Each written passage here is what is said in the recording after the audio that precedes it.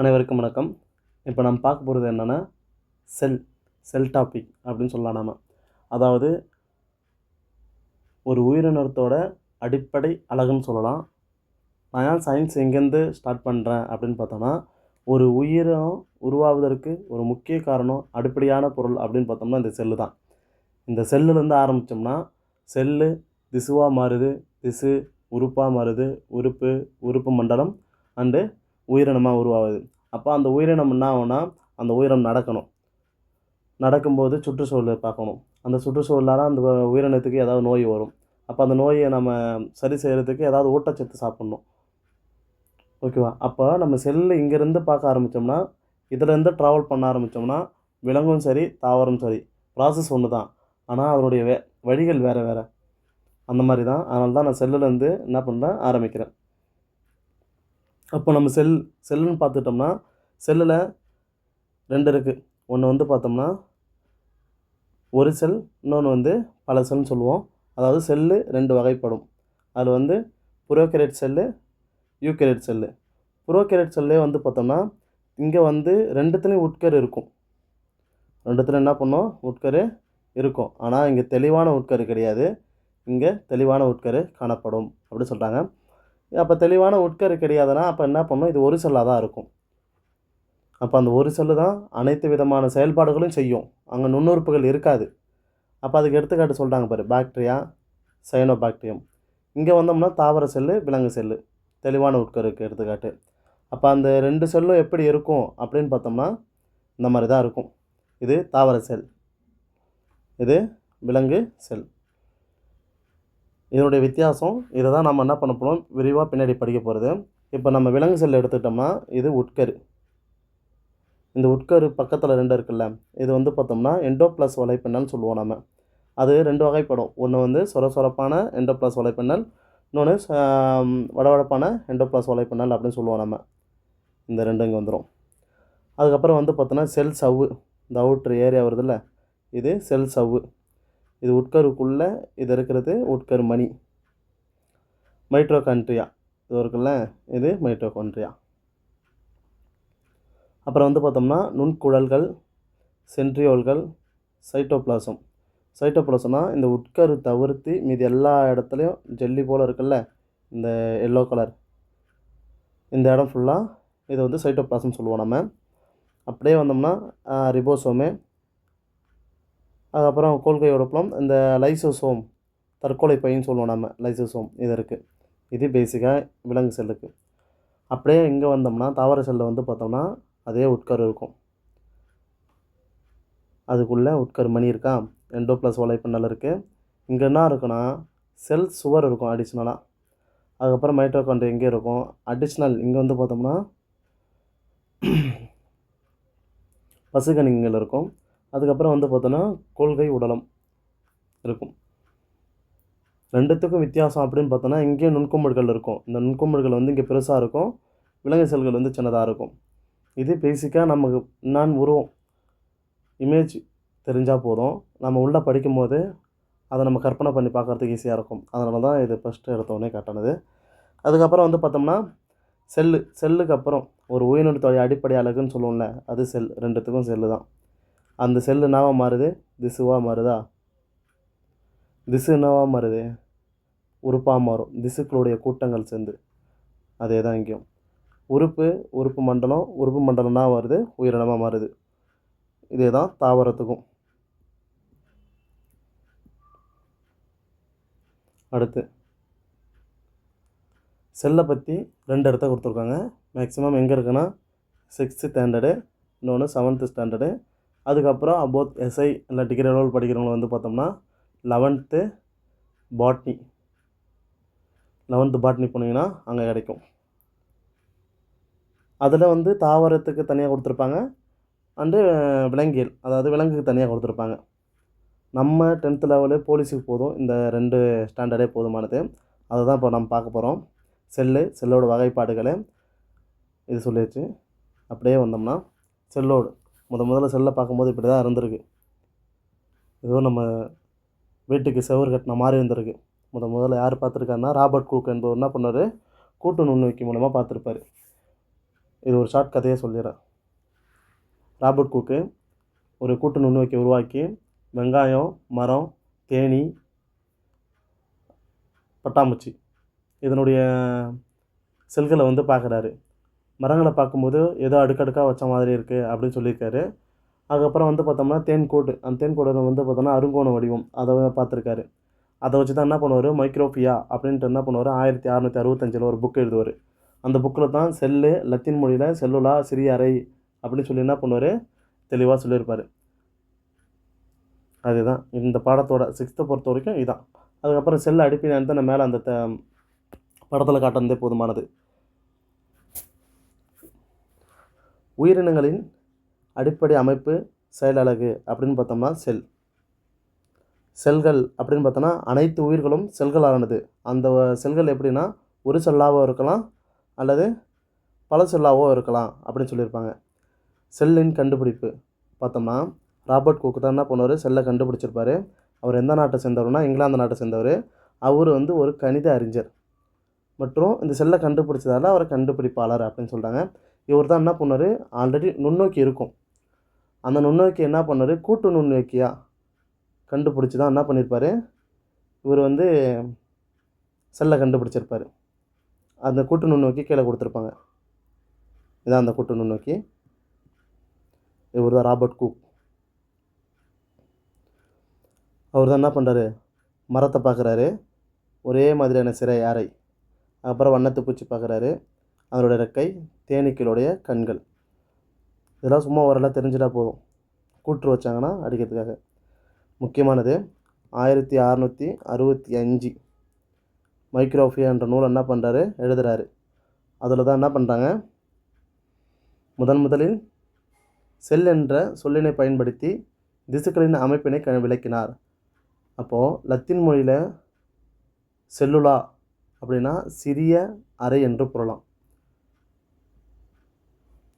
செல்லை பற்றி படிக்கும் அறிவியல் பிரிவு அப்படின்னு பார்த்தோன்னா செல் உயிரியல். செல்லை பற்றி படிக்கிற அறிவியல் பிரிவு என்னதுன்னா செல் உயிரியல். அதுக்கப்புறம் செல் அமைப்பு. செல் என்ன பண்ண முக்கியமான பகுதி 3 தான். அது என்னன்னு பார்த்தோம்னா, ஒன்று உட்கரு, அதுக்கப்புறம் அதை சுற்றி இருக்கிற சைட்டோபிளாசம், அதை சுற்றி இருக்கிற செல் சவ்வு. செல்லில் பல உறுப்புகள் இருக்கும், அதை தான் என்ன சொல்கிறாங்கன்னா நுண்ணுறுப்புகள். அந்த உறுப்புகள் என்னதுன்னு சொன்னோம்னா மைட்ரோகாண்டியா, கொள்கை உறுப்பு, சென்ட்ரியோல்கள், எண்டோபிளாசம் வலைப்பின்னல் போன்ற நுண்ணுறுப்புகள் உள்ளே காணப்படும். செல்லின் அளவு பொறுத்த வரைக்கும் என்னென்னா மைக்ரோமீட்டர்லேருந்து சென்டிமீட்டர் வரைக்கும் இருக்கும்.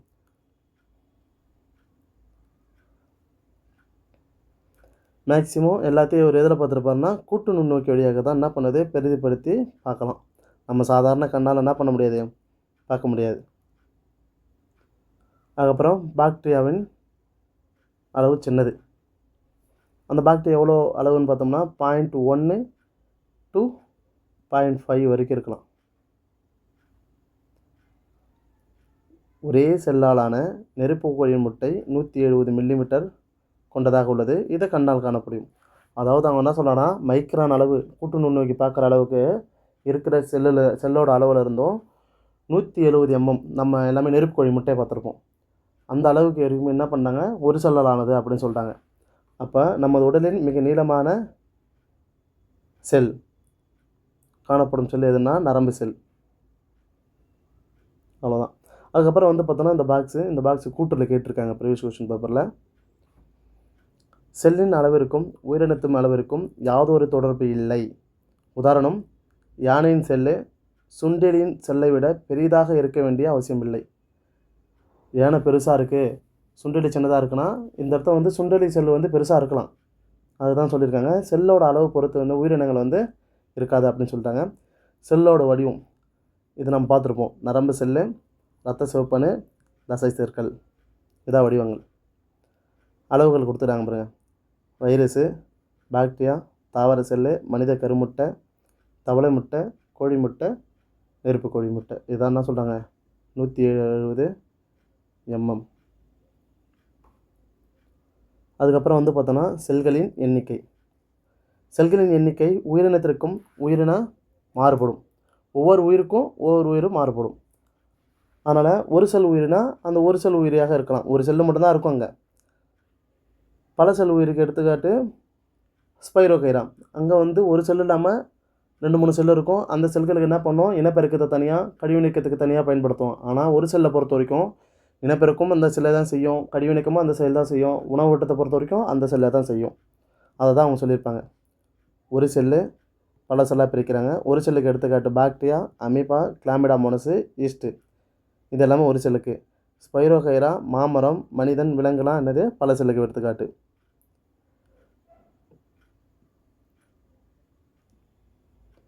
தோராயமாக மனித உடலில் உள்ள செல்களின் எண்ணிக்கை அப்படின்னு பார்த்தோன்னா 3.7 × 10⁻13 அப்படின்னு சொல்லுவாங்க. இது முக்கியமான கொஷினு. இது என்ன பண்ணுறாங்க, ப்ரீவியஸ் கொஷின் பேரில் கேட்டிருக்காங்க. அதுக்கப்புறம் செல்லின் வகைகள் நம்ம மேலே பார்த்த மாதிரி தான். தெளிவற்ற உட்கரு கொண்டது புரோகரியேட்டு, தெளிவான உட்கரு கொண்டது யூக்கரியேட் செல் வகை அப்படின்னு சொல்கிறாங்க. இப்போ நம்ம என்ன பண்ண போகிறோம்னா அதில் ஃபஸ்ட்டு புரோகரியேட் வகை பார்க்க போகிறோம். பாக்டீரியா போன்ற ஒரு செல் நுண்ணுயிர்களின் புரோகரியேட் செல்கள் காணப்படுகின்றன. இவை தெளிவான உட்கருவை கொண்டிருக்காது. இவற்றின் உட்கருக்கு நியூக்ளியாய்டுகள் என்று அழைக்கப்படுகிறது. இதை சுற்றி என்ன பண்ணோம், நுண்ணுறுப்புகள் காணப்படுவதில்லை. இதில் நுண்ணுறுப்புகளே கிடையாது. இதுவும் கூற்று, ஞாபகம் வச்சு டெஸ்ட் கொஷனில் கேட்டிருக்காங்க. முதலில் உருவான செல் புரோகரியேட் செல் ஆகும். இதனுடைய அளவு என்னன்னா 0.003 முதல் 2.0 மைக்ரோமீட்டர் வரை காணப்படுகிறது அப்படின்னு சொல்கிறாங்க. இதுக்கு எடுத்துக்காட்டு முக்கியமானது எக்ஸெரேரியா கோலை பாக்டீரியா அப்படின்னு சொல்லுவாங்க. இதுவும் முக்கியமானது. இதுதான் அந்த பாக்டீரியா. உட்சவ்வு, வெளிச்சவ்வு, கசைடை, நியூக்ளியாய்டு, அந்த நுண்ணுறுப்புகள்லாம் இதில் இருக்கவே இருக்காது. அதுக்கப்புறம் பார்த்தோம்னா யூக்கரியேட் செல்கள். புரோகரியேட் பார்த்தாச்சு, உட்கரு கிடையாது, அதாவது தெளிவான உட்கரு கிடையாது, நுண்ணுறுப்பு கிடையாது. அதுக்கு எடுத்துக்காட்டு எக்ஸெரேரியா பாக்டீரியா. அடுத்து யூக்கரியேட் செல்கள். இந்த இடத்த வந்து பார்த்தோன்னா தெளிவான உட்கரு இருக்கும். அதுக்கப்புறம் வந்து பார்த்தோன்னா இது வந்து அளவில் பெருசாக இருக்கும், நுண்ணுறுப்புகள் இருக்கும். அதுக்கு எடுத்துக்காட்டு தாவர செல்லு, விலங்கு செல்லு, பூஞ்சை. அதுதான் என்ன சொல்லுவாங்க, ரைபோசோம், செல் சவ்வு, உட்கரு, இணைக்கப்பட்ட கரு, மைட்டோகாண்ட்ரியா போன்ற நுண்ணுறுப்புகள் எல்லாமே கொடுத்துருப்பாங்க இதில். அவ்வளோதான். அதுக்கப்புறம் வந்து ப்ரோகரியேட்னா யூக்கரியேட்னா இந்த 2 செல்லுக்குள்ள வேறுபாடு. ப்ரோகரியேட்டை பொறுத்த வரைக்கும் 1லேருந்து 2 மைக்ரான் விட்டம் மட்டும்தான் இருக்கும். இது 10லேருந்து 100 மைக்ரான் வரைக்கும் இருக்கலாம். அதாவது செல் நுண்ணுறுப்புகள் வந்து சுற்றி செல் சவ்வு காணப்படுவதில்லை. இங்கே செல் சவ்வே கிடையாது, ஆனால் இங்கே செல் நுண்ணுறுப்புகள் இருக்கும், அதை சுற்றி சவ்வு இருக்கும். இங்கே தெளிவான உட்கரு கொண்டவை. இது யூக்கரியேட் செல் வந்து பார்த்தோம்னா தெளிவான உட்கரு, இது தெளிவற்ற உட்கரு. இது நியூக்ளியஸ்னால் என்னதுன்னா உட்கரு. உட்கரு இங்கே கிடையாது, இங்கே உட்கரு இருக்குது. அவ்வளோதான் வித்தியாசம். இது எல்லாமே கூட்டுறில் கேட்கலாம், ஞாபகம் வச்சுங்க. அடுத்து தாவர செல்லு, விலங்கு செல்லு. இவங்க ரெண்டுக்குள்ள வித்தியாசம் மட்டும் தான் பார்க்க போகிறோம். தாவரங்கள் மற்றும் விலங்குகள் பல செல்கள் உயிரினங்களாகும். இவற்றின் செல்கள் யூக்கரியேட் செல்கள் என அழைக்கப்படுகிறது. தாவர செல்லின் முக்கிய பண்புகள் அப்படின்னு பார்த்தோன்னா, தாவர செல்கள் விலங்கு செல்களை விட அளவில் பெரியவை. இது கடினத்தன்மையாக இருக்கும். தாவர செல்கள் அதனை சுற்றி வெளிப்புறத்தில் செல் சுவரையும் அதனை அடித்து செல் சவ்வினையும் கொண்டுள்ளது. தாவர செல்கள் பசுங்கனிகளை கொண்டுள்ளன. பசுங்கனிகம் இருக்கிறது. அதில் பச்சையம் என்ற நிறமி இருக்குது, உணவினை தயாரித்துக் கொள்கிறது. நுண்குமிழ்கள் காணப்படுகின்றன, ஆனால் சென்ட்ரியோல்கள் காணப்படவில்லை. இப்போ நம்ம படித்ததில் அப்படியே ஆப்போசிட்டு விலங்கு செல்லு. அதுதாங்க தாவர செல்லை கொடுத்துருக்காங்க பாரு. செல் சுவர் இருக்கும், அதை சுற்றி செல் சவ்வு. அதுக்கப்புறம் வந்து பார்த்தோன்னா பசுங்கனிகம் இருக்கும். பசுங்கனிகம், மைட்டோகாண்ட்ரியா, நுண்குமிழ்கள், அதுக்கப்புறம் வந்து பார்த்தோன்னா உட்கரு, எண்டோப்ளஸ் வலைப்பின்னல், இதெல்லாமே காணப்படுது. இதில் வந்து சென்ட்ரியோல்கள் இருக்காது. விலங்கு செல்கள் தாவர செல்களை விட அளவில் சிறியதாக இருக்கும். விலங்கு செல்கள் வந்து கடினத்தன்மை அற்றவை. விலங்கு செல்களை சுற்றி செல் சுவர் காணப்படுகிறது, ஆனால் செல் சுவர் கிடையாது. மரத்துக்கு வந்து செல் சுவர் இருக்கும், அதனால தான் அந்த மரம் என்ன இருக்குன்னா ஸ்ட்ராங்காக இருக்குது, ஹைட்டாகவும் இருக்குது வளர்கிறதுக்கு. விலங்கு செல்களில் பசுங்கனிகள் காணப்படுவதில்லை. சிறிய நுண்குமிழ்கள் காணப்படுகின்றன. செல்லில் சென்ட்ரியோல்கள் உண்டு. முக்கியமானது. இதுவும் கூற்று. ப்ரீவியஸ் கொஸ்டின் பேப்பரில் கேட்டிருக்காங்க கூற்றில். இது விலங்கு செல்கள். அதுக்கப்புறம் செல்லின் முப்பரிமாண அமைப்பு சும்மா தெரிஞ்சுட்டா போகும். அவ்வளோதான். இதில் இருந்து கொஸ்டினும் கேட்டிருக்காங்க. செல் சுவர். செல் சுவர்னா அது சிறப்பு பெயர். தாங்குபவர் அல்லது பாதுகாப்பவர். செல்லை பாதுகாப்பவர், செல்லுக்கு உறுதி தருபவர், வலிமை தருகிறது. செல் சவ்வு. செல் சவ்வை பொறுத்த வரைக்கும் என்னன்னா, செல்லின் கதவு ஒரு குறிப்பிட்ட பொருளை மட்டும்தான் என்ன பண்ணுவார், அலோவ் பண்ணுவார். செல்லுக்குள்ளே எல்லோரும் வந்து போகிற அளவுக்குலாம் இருக்காது. குறிப்பிட்ட பொருள் மட்டும் வந்து போகலாம். அதான் செல்லிற்கு பாதுகாப்பு தருகிறது. செல்லிற்கு உள்ளே வெளியும் பொருட்களை கடத்துப்பதை கட்டுப்படுத்துகிறது. அடுத்து சைட்டோபிளாசம். நீர் அல்லது செல்லி போன்ற செல்லில் உள்ள நகரும் பொருட்கள், அதான் செல்லின் நகரும் பகுதின்னு சொல்கிறாங்க. மைட்டோகாண்ட்ரியா. செல்லிற்கு தேவையான அதிக சக்தியை உருவாக்குகிறது. அதான் செல்லின் ஆற்றல் மையம், இல்லைனா நாணயம் சொல்லுவாங்க. இது முக்கியமானது. அடிக்கடி ப்ரீவியஸ் கொஸ்டின் பேப்பரில் கேட்கக்கூடியது. அடுத்து பசுங்கணிகம். பச்சை என்ற நிறமே உள்ளது. சூரிய ஒளி ஈர்த்து ஒளிச்சேர்க்கை மூலம் உணவு தயாரித்து உதவுகிறது. இது செல்லின் உணவு தொழிற்சாலை என்று அழைக்கப்படுகிறது. இதுவும் முக்கியமானது. அடுத்து நுண்குமிழ்கள். சேமிப்பு கிடம்னு சொல்லுவோம். உணவு, நீர், வேதிப்பொருட்களை சேமிக்கப்பது தான்.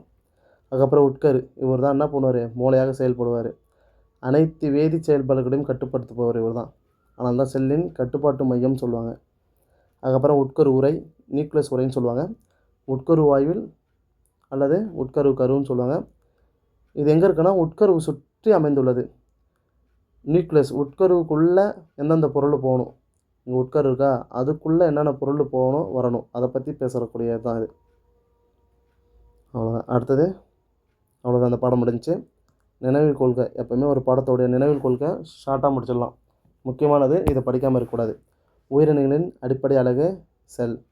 செல்லு 2 வகைப்படும். ஒன்று புரோகாரியோட், யூகரியோட். தாவர செல்லு, விலங்கு செல்லு தங்களுடைய செல் நுண்ணுறுப்புகளை கண்டிப்பாக கொண்டுள்ளது. விலங்கு செல்லை காட்டிலும் தாவர செல்கள் செல் சுவர் பசுங்கணிகம் கூடுதலாக பெற்றுள்ளது. கரெக்டு. அவ்வளோதான். 6th முடிஞ்சிச்சு. அதுக்கப்புறம் வந்து பார்த்தோன்னா 7th 4th லெசனு.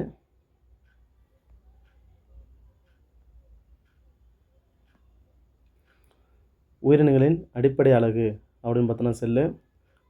ஒரு தேன் அடை தேன் நிறைந்த பல கட்டடங்களை பெற்றுள்ளது. அது என்ன வடிவம் அப்படின்னு பார்த்தோன்னா அருங்கோண வடிவம். இது முக்கியமானது. உயிரினத்தின் அடிப்படை செயலலகு அப்படின்னு பார்த்தோன்னா செல் என்று அழைக்கப்படுகிறது. இது முக்கியமானது. அப்படியே வந்தோம்னா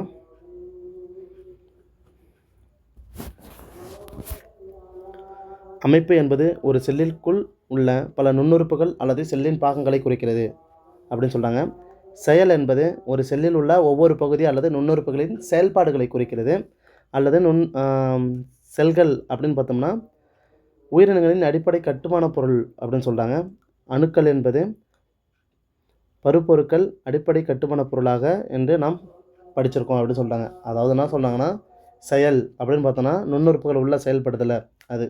அதேமாதிரி செல்லுன்றது ஒரு உயிரினத்துடைய அடிப்படை செயல்பாடு அப்படின்னு சொல்கிறாங்க. அணுக்கள் எப்படி நம்ம பருப்பொருட்களின் அடிப்படை மிக சிறிய பொருள் அப்படின்னு பார்த்தோன்னா அணுக்கள்னு சொல்கிறோம். அதை தாங்க சொல்கிறாங்க. மனித உடல் விலங்கு செல்களால் ஆனது. அல்லது அதே போல் தாவரங்கள் வந்து தாவர செல்களால் ஆனது அப்படின்னு சொல்கிறாங்க. அதுக்கப்புறம் வந்து பார்த்தோன்னா ஒரு செல் உயிரினங்கள் என்னென்னா கிளாமிடா மோனஸு, பாக்டீரியா, அமீபா இது எல்லாமே ஒரு செல்லால் ஆனவை அப்படின்னு சொல்கிறாங்க. இது அமீபா, கிளாமிடா மோனஸ். அடுத்து பல செல் உயிரினங்கள் அப்படின்னு சொல்கிறாங்க. பல செல் உயிரினங்கள் செல்கள் திசுக்களாகவும் திசுக்கள் உறுப்புகளாகவும் அதுக்கப்புறம் உறுப்புகள் வந்து என்ன பண்ணோம் உறுப்பு மண்டலங்களாகவும் மாற்றி உயிரினங்கள் உருவாகிறது. இதுதான் பல செல்களால் ஆனது. செல் முதல் உயிரினம் வரை முக்கியமானது. பல செல்கள் ஒன்றாக சேர்ந்து திசுவை உருவாக்குதல். வெவ்வேறு திசுக்கள் ஒன்றாக சேர்ந்து உறுப்பை உருவாக்கும். வெவ்வேறு உறுப்புகள் ஒன்றாக சேர்ந்து உறுப்பு மண்டலத்தை உருவாக்கும். உறுப்பு மண்டலங்கள் ஒன்றிணைந்து உயிரினத்தை பணிகளை வேறு செய்கிறது. அவ்வளோதான். அடுத்தது வந்து பார்த்தோம்னா உயிரினங்கள். உயிரினங்களின் உடல் பல வகை உறுப்பு மண்டலங்கள் ஒன்றிணைந்து பணிகளை மேற்கொள்கின்றன. அவை உயிரினங்களின் அடிப்படை செயல்பாட்டிற்கு உதவுகிறது. எடுத்துக்காட்டாக அந்த நம்ம 8 மண்டலங்கள் பார்த்தோன்னா உயிரினத்தில் சுவாச மண்டலம், சீரண மண்டலம், கழிவுநீக்க மண்டலம், இரத்த ஓட்ட மண்டலம், அதுதான் சொல்கிறாங்க. அதுக்கப்புறம் வந்து பார்த்தோன்னா உறுப்பு மண்டலங்கள் அதுக்கு எடுத்துக்காட்டுன்னு போட்டு, இப்போ சுவாச மண்டலம் அங்கே என்னென்ன இருக்கும்? நாசி துவாரங்கள் இருக்கும், நாசி இருக்கும், அதுக்கப்புறம் காற்று குழாய், அதுக்கப்புறம் நுரையீரல். அதேமாரி தான் என்ன பண்ணோம், தாவரத்தில் இருக்கும். முதன்மை வேறு, இரண்டாம் நிலை வேறு, மூன்றாம் நிலை வேறு ஆகியவை காணப்படுகிறது. இது நீர், கனிமம் கடத்துவது, அதாவது நீர் கனிம பொருட்களை வந்து கடத்துக்கு இது பயன்படுது அப்படின்னு சொல்கிறாங்க. எப்படின்னா நம்மளுடைய நாசி துவாரத்துலேருந்து காற்று உள்ளே போகுது, நாசி குழாய், காற்று குழாய் போயிட்டு என்ன பண்ணோம், நுரையீரல் பகுதியில் வந்து என்ன பண்ணோம், காற்றை ஃபில்டர் பண்ணி ஆக்சிஜன் எடுத்துக்கிட்டு ஆக்சிஜன் இல்லாத என்ன பண்ணோம், கார்பன் டை ஆக்சைடு வெளியேற்றும். அதே மாதிரி தான் அங்கே என்ன சொல்கிறாங்கன்னா, நீர் வந்து முதன்மை, இரண்டாம் நிலை, மூன்றாம் நிலை கடந்து சைலம் வந்து நீர் கடத்துவதும், ஃப்ளோயம் வந்து உணவு கடத்துவதும் பயன்படுகிறது. அந்த மாதிரி தான் அவங்களுடைய செயல்பாடுகளை சொல்லியிருக்காங்க. அதுக்கப்புறம் வந்து பார்த்தோன்னா உறுப்பு வந்து பார்த்தோன்னா மனித உடலில் என்னென்ன உறுப்புகள் காணப்படுது? வயிறு, கண், இதயம், நுரையீரல். அதேமாதிரி தாவரம் எடுத்துக்கிட்டாலும் இலைகள், தண்டு, வேர்கள். அடுத்து திசு. ஒரு திசு என்பது குறிப்பிட்ட செயல்பாடு செய்வதற்கு உருவான செல்களின் தொகுப்பு அல்லது குழுன்னு சொல்லுவாங்க.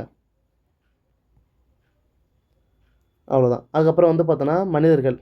நம்மக்கிட்ட என்னென்ன திசுக்கள் இருக்குது, தாவரத்தில் என்னென்ன திசுக்கள் இருக்குது? மனிதர்கள் அப்படின்னு பார்த்தோன்னா நரம்பு திசு, எபித்திலி திசு, இணைப்பு திசு, தசை திசு. இதுவே தாவரங்களை எடுத்துக்கிட்டோம்னா கடத்தி திசு, புறத்தோல் திசு, அடிப்படை திசு அப்படின்னு இருக்கும். இங்கே எல்லாமே பேசிக்கானது மட்டும்தான் இருக்கும். அதுக்கப்புறம் வந்து பார்த்தோன்னா செல். உயிரின அடிப்படை அமைப்பு, செயலழகு, செல் அப்படின்னு சொல்லுவாங்க. செல்லே உயிரினங்களின் கட்டமைப்பு அலகு அப்படின்னு சொல்லியிருப்பாங்க. அதுக்கப்புறம் வந்து பார்த்தோன்னா இதில் முக்கியமானது அப்படின்னு பார்த்தோம்னா, ஒரு செல்லுக்குள்ளே என்னதான் இருக்கிறது? ஒரு செல்லுக்குள்ளே பல மிக சிறிய அமைப்புகளை கொண்டுள்ளது. அதுதான் நுண் உறுப்புகள் அப்படின்னு சொல்லுவோம்ல. இது விலங்கு செல்லு, இது தாவர செல்லு. இது சும்மா ஓரளவு தெரிஞ்சால் போதும். இதுதான் முக்கியமானது இருக்கிறதுலே. தாவர செல், விலங்கு செல் ரெண்டோட உட்கரோட அமைப்பு. விலங்கு செல் அப்படின்னு எடுத்துக்கிட்டோம்னா சென்ட்ரியோல், சிறிய நுண்குமிழ்கள், ஸ்பெசிஃபிக்காக நம்மக்கிட்ட மட்டும் இருக்கக்கூடியது இது. இதுவே தாவர செல் எடுத்துக்கிட்டோம்னா செல் சுவர், பசுங்கணிகம், பெரிய நுண்குமிழ். இது ஸ்பெசிஃபிக்காக தாவரத்துக்கு மட்டும் இருக்கக்கூடியது. மீதி 2 பேருக்குமே காமன். உட்கருவும் எடுத்துட்டாலும் ரிபோசோம்கள், சைட்டோபிளாசம், எண்டோபிளாஸ் வலைப்பின்னல், கோல்கி உடலம், மைட்டோகாண்ட்ரியா. அவ்வளோதான். இப்போ இந்த பேஜ் கொடுத்துக்கிட்டு தான் அடுத்த 2 பேஜில் விரிவாக சொல்லியிருப்பாங்க.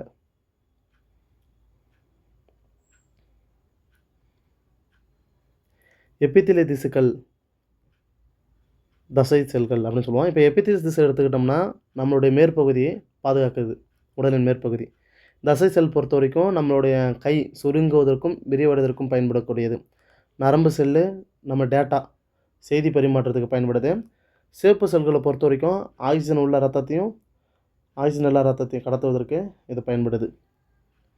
அப்படியே எடுத்துட்டோம்னா நுண்ணுறுப்புகள் ஒவ்வொன்றும் செல்லிற்கு ஒரு குறிப்பிட்ட செயல்களில் ஈடுபடுகின்றன.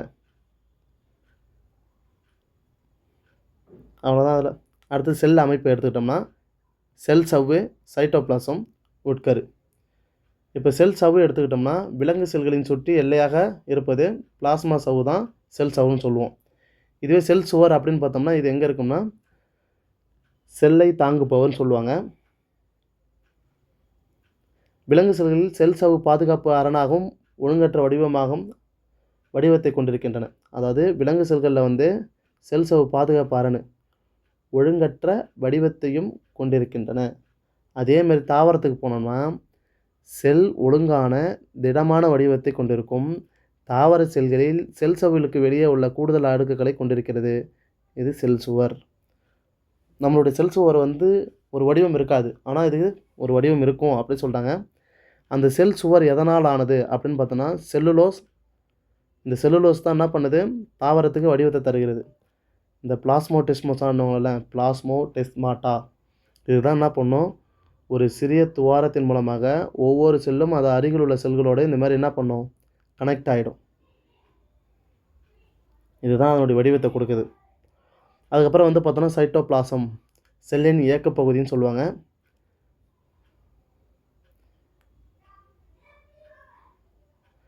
சைட்டோபிளாசம் என்பது செல் சவ்வு உள்ளடக்கிய செல்லின் அனைத்து பகுதியிலும் கொண்ட ஆனால் உட்கருவை தவிர்த்து உள்ள பகுதியாகும். சைட்டோபிளாசமானது சைட்டோசால் செல் நுண்ணுறுப்புகளால் ஆனது. இது 70 முதல் 90 அளவு நீரால் ஆனது. அதான் உட்கரு, அதை சுற்றி இருக்கக்கூடியது, அதை தான் சைட்டோபிளாசம்னு சொல்கிறாங்க. செல்லில் உள்ள நுண்ணுறுப்புகள் என்பது அமைப்பில் உள்ள எண்டோபிளாஸ் வலைப்பின்னல், நுண்குமிழ், ரைபோசோம், கோல்கை உறுப்பு, லைசோசோம், மைட்டோகாண்ட்ரியா, சென்ட்ரோலே, பசுங்கணிகம், பிளாஸ்மா சவ்வு, செல் சுவர், இது எல்லாமே நுண்ணுறுப்புகள். இது எல்லாமே இருக்கும். அடுத்தது புரோட்டோபிளாசம், சைட்டோபிளாசம். புரோட்டோபிளாசம் அதுக்கு ஒரு வித்தியாசம் சொல்கிற மாதிரி, இது உட்கரு, உள்ளேயும் தண்ணி இருக்கும், வெளியும் தண்ணி இருக்கும். உள்ளே இருக்கிற தண்ணியும் ப்ளஸ் வெளியேற தண்ணியும் ப்ளஸ் பண்ணால் இது புரோட்டோபிளாசம். வெளியேறதை மட்டும் நம்ம சொன்னோம்னா அது சைட்டோபிளாசம். அதாங்க சொல்லியிருக்காங்க. உட்கருவுக்கு வெளியே உள்ள என்ன சொல்கிறாங்கன்னா சைட்டோபிளாசம். உட்கருவின் உள்ளே உள்ள திரவம் அணு திரவம் அல்லது நியூக்ளியோஸ் திரவம்னு சொல்லுவாங்க. இது ரெண்டும் சேர்ந்தது தான் புரோட்டோபிளாசம். அதுக்கப்புறம் வந்து பார்த்தோன்னா சைட்டோபிளாசத்துக்கு காணப்படும் உறுப்பு மைட்டோகாண்ட்ரியா.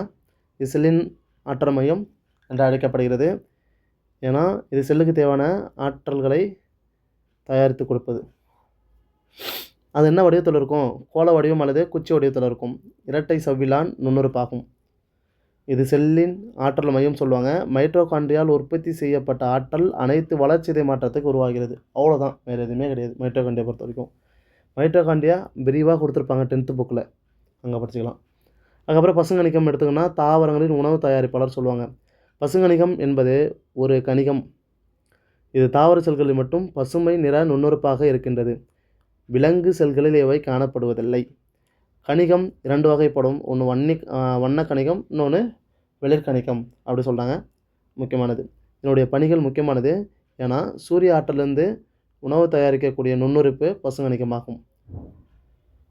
இது பச்சை சூரியனின் ஒளி ஆற்றலை இதான் முக்கியமானது வேதி ஆற்றலாக மாற்றுவது. ஒளி ஆற்றல்னால் மாற்றுறது, வேதி ஆற்றலாக மாற்றக்கூடியது. அதை தான் நாம் என்ன பண்ணுறோம், தாவரம் விலங்குகளும் பயன்படுத்துகின்றன. விலங்குகளின் பசுங்கணிகம் இல்லை, ஆகையால் அவை ஒளிச்சேர்க்கை செய்வதில்லை அப்படின்னு சொல்லிடுறாங்க. அதுக்கப்புறம் வந்து பார்த்தோன்னா பல்வேறு வகையான தாவரங்கள் வெவ்வேறு வண்ணங்களை கொண்டுள்ளன. அது காரணம் இந்த கணிகங்கள் தான் அப்படின்னு சொல்கிறாங்க. ஸ்டார்ச்சு சர்க்கரையாக மாறுகுது, இதுதான் காய் கனியாக மாறத்துக்கு ஒரு ரகசியம் அப்படின்னு சொல்கிறாங்க. மற்றபடி இதில் ஒன்றும் இல்லை. அப்படியே வந்தோம்னா கோல்கை உறுப்புகள் இவரை பொறுத்த வரைக்கும் இடைவெளி இருக்கும். எப்படின்னா ஒரு பையன் ஒன்று மேலே ஒன்று அடுக்கின மாதிரி இருக்கும். இவருடைய வேலை அப்படின்னு பார்த்தோன்னா நொதிகளை சுரப்பது, உணவு செரிமானம், புரதத்தை பிரித்து வலு சேர்ப்பது. 2 விஷயந்தான். நொதி சுரந்து உணவு செரிமானம் அடையக்கூடியது, புரதம் பிரித்தெடுத்து வலு சேர்ப்பது. இது கோல்கை உறுப்போட வேலை. அடுத்து லைசோசோம். லைசோசோம் என்னும் தற்கொலை பைன்னு சொல்லுவாங்க. ஏன்னா இது செரிமான மண்டலம் அப்படி சொல்லுவாங்க, முதன்மை செரிமான பகுதி. இது செல்லின் உள்ளே சிதைவடைவதால் என்னன்னு சொன்னாங்க, இது தற்கொலை பை. இதுவும் ப்ரீவியஸ் கொஸ்டின் பேரில் கேட்டிருக்காங்க. அடுத்து சென்ட்ரியோல், முக்கியமானது. இது விலங்கு செல்களில் மட்டுமே இருக்கக்கூடியது, தாவர செல்களில் இருக்காது. செல் பகுப்பின் போது குரோமோசோம்களை பிரிக்க உதவுகிறது, முக்கியமானது. அடுத்தது எண்டோபிளஸ் வலைப்பின்னல். இதை பொறுத்த வரைக்கும் 2 டைப் இருக்கும். ஒன்று சொரசொரப்பானது, ஒன்று மென்மையானது. சொரசொரப்பானது அப்படின்னு பார்த்தோம்னா இவங்க என்ன பண்ணுவாங்க, புரத சேர்க்கைக்கு உதவுவது. மென்மையான எண்டோபிளஸ் வலைப்பின்னல் ரைசோசோம் மற்று காணப்படுது. அவ்வளோதான், மற்றபடி இதில் எதுவுமே கிடையாது. என்னுடைய பணிகள் வந்து பார்த்தோன்னா கொழுப்பு, ஸ்ட்ராய்டு ஆகியவை கடத்துவதில் பிரதான பணி இவங்களுடைய வேலை. அடுத்தது உட்கரு. இவர் சொல்கிறது தான் ஓவரால் இங்கே எல்லாமே கட்டுப்படுத்த செயல்படக்கூடியவங்க. உட்கரு செல்லின் மூளையாக செயல்படுகிறது. தாவர மற்றும் விலங்கு செல்களில் சைட்டோபிளாஸுக்கு உள்ளே உட்கரு உள்ளது. உட்கரு உறை உட்கருவை சூழ்ந்து காணப்படுகிறது. 1 அல்லது 2 நியூக்ளியோலஸ்கள் மற்றும் குரோமேட்டின் உடல்கள் அவற்றின் உட்கருவிலே உள்ளன. செல் பிரிதலின் போது குரோமேட்டின் உடலானது குரோமோசோமாக அமைகிறது. அதாவது உட்கருவுடைய பணிகள் அப்படின்னு பார்த்தோம்னா, உட்கரு செல்லிலே நடைபெறும் அனைத்து உயிர் செயல்பாடுகளும் வேதி வினைகளும் கட்டுப்படுத்துகிறது. 1. 2வது பார்த்தோன்னா, மரபு வழி. ஒரு தலைமுறையிலேருந்து அடுத்த தலைமுறைக்கு மரபு வழி கடத்தக்கூடிய ஆள் இவர். இதுதான் உட்கரு. உட்கரு துளைகள், உட்கரு உறை, குரோமேட்டின் இழைகள், உட்கரு மணி. அடுத்தது முக்கியமானது, ப்ரீவியஸ் கொஸ்டின் பேப்பரில் கேட்டது. அதாவது இரத்த சிவப்பணுக்களை பொறுத்த வரைக்கும் உட்கரு கிடையாது. எப்போ கிடையாதுன்னா, முதிர்ச்சி அடைந்த இரத்த சிவப்பணுக்கு தான் உட்கரு கிடையாது. முக்கியமானது. அதுக்கப்புறம் பார்த்தோன்னா, 2 மில்லியன் சிவப்பு செல்கள் ஒவ்வொரு நொடியும் இறக்கின்றன. அதிர்ஷ்டவட்டமாக மனித உடம்பில் புதிய சிவப்பு இரத்த அணுக்கள் என்ன பண்ணுது, தோன்றுகிறது அப்படின்னு சொல்கிறாங்க. இதோட 7ஆம் வகுப்பு முடிஞ்சு. அதுக்கப்புறம் பார்த்தோம்னா, நினைவில் கொள்க. செல்கள் அனைத்தும் உயிரணுவின் அடிப்படை அமைப்பு மற்றும் செயல்பாடு அழகாகும் அப்படின்னு சொல்கிறாங்க. நுண்ணோக்கியல் மட்டால் காணக்கூடியது. செல் சவ்வு பொறுத்த வரைக்கும் அறுதி கடத்தி. எந்தெந்த பொருளை உள்ள அனுப்பணும், எந்தெந்த பொருளை உள்ள அனுப்பக்கூடாது. தாவர செல்லில் பொறுத்த வரைக்கும் செல் சுவர் இருக்கும். அவர் தான் பாதுகாப்பு உறுதித்தன்மை கொடுக்கக்கூடியது. சைட்டோபிளாசம் பொறுத்த வரைக்கும் உட்கரு தவிர்த்து உட்கரு சுற்றி காணக்கூடிய செல்லி நீர் போன்ற அமைப்புன்னு சொல்கிறாங்க. அடுத்து மைட்ரோகாண்ட்ரியா, இவர் ஆற்றல் தரக்கூடியது, ஆற்றல் நாணயம். அடுத்தது பசுங்கணிகம், பச்சையம், உணவு உற்பத்தி. மூலசெல்களை பொறுத்த வரைக்கும் செல் பெறுதல் திறன் கொண்டு பல்வேறு செல் வகைகளாக உருவாக்கும். இப்போ ஒரு இடத்துல நரம்பு செல் இல்லை அப்படின்னா, இந்த மூலச்செல் எடுத்து அங்கே வச்சோன்னா இது நரம்பு செல்லாக தன்னை மாற்றிக்கும். முக்கியமானது இது. அதுக்கப்புறம் பல்வேறு திசுக்களை ஒன்றிணைந்து தான் உறுப்பாக மாறுது. பல்வேறு உறுப்புகள் ஒன்றிணைந்து உறுப்பு மண்டலம், பல்வேறு உறுப்பு மண்டலம் ஒன்றிணைந்து உயிரினத்தை உருவாக்குகிறது. அவ்வளோதான். அடுத்தது புக் பேக் தனியாக கொடுக்கப்படும். அது வீடு தனியாக போட்டுறேன். இந்த 2 பாடம் படிச்சுட்டு, இந்த 2 பாடம் படித்தாலே போதும். அதோட எஸ்ஏ படிக்கிறவங்க என்ன பண்ணலான்னா, இந்த 2 பாடம் படிச்சுட்டு 11th தாவரவியல், அதில் 6வது லெசன் அதை ஓவராலாக படித்தாலே போதும். செல்லை பற்றிக்க ஓவரால் டாபிக் என்ன பண்ணும், கவர் ஆகிடும். ஓகே, நன்றி.